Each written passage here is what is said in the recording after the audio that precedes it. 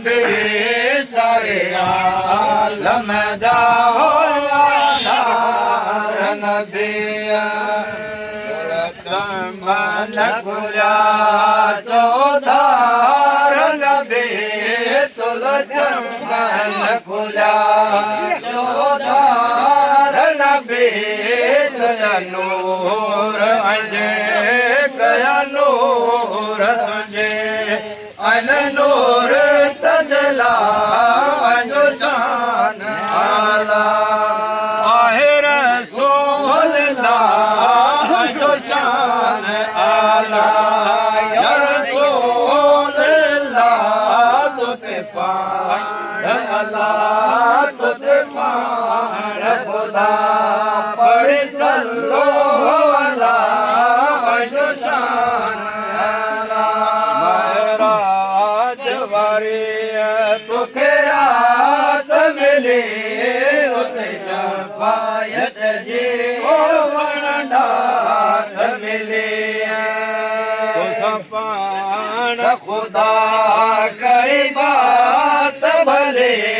तो पाण खुदा कई बात भले तुक लकब मिलो तुक लकब मिलो ला इलाहा इल्लल्लाह अजो शान आला या रसूल अल्लाह अजो शान आला या रसूल अल्लाह तुते पाण अल्लाह तुते पाण खुदा बड़ी सल्लो अला अजो शान आला दुआ में मिठा आराम थियो दियो को बरस दो इस्लाम थियो हर जावे नबी अंजो नाम थियो हर जाए नबी अंजो नाम थियो तुखे दिहुलायो तुखे दिहुलायो हबीबुल्लाह अंजो शान आला तुतरा मसदा अनक करब दियो आलम आबादू अरबिया जा जवे नूर मोहम्मद दुखनी अड़लता जवे नूर मोहम्मद दुखनी अड़लता भले आवे भलारा भले आए भलारा भला भर वो जला अजो शान आला सारज केम वसवारा होया दिल गिर भारत थई वया दिल गिर भारत थई ते जोड़े होते मुंहिंजी मदीने जमीर भारत थई सवा तुंहिंजे सैयद सुहिणा तुझे साथी ॿियो कहिड़ो तुझे साथी ॿियो कहिड़ो दुखे दिल खे दिलासो ॾे वसीला वीर भारत विसारज केम वसवारा होया दिलगीर भारत थई वया दिलगीर भारत थई हिते तोड़े हुते मुंहिंजी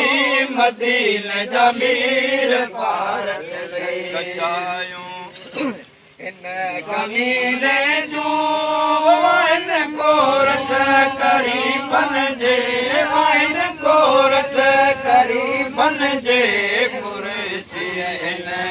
कमतर जी कबर जा वीर भारत थई सारज केम वसवारा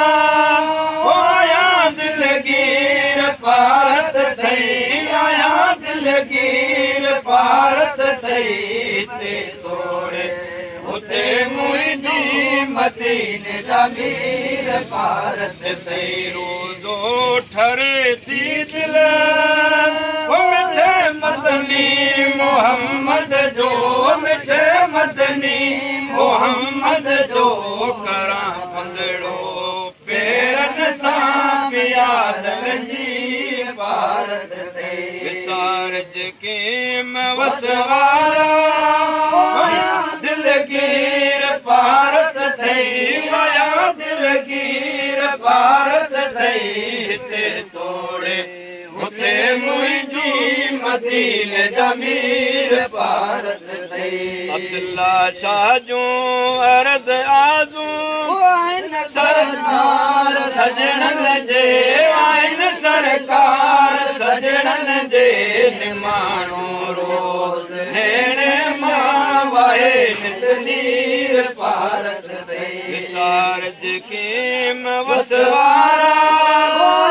दिलगीर भारत थई माया दिलगीर भारत थई हिते तोड़े हुते मुंहिंजी मदीने जमीर भारत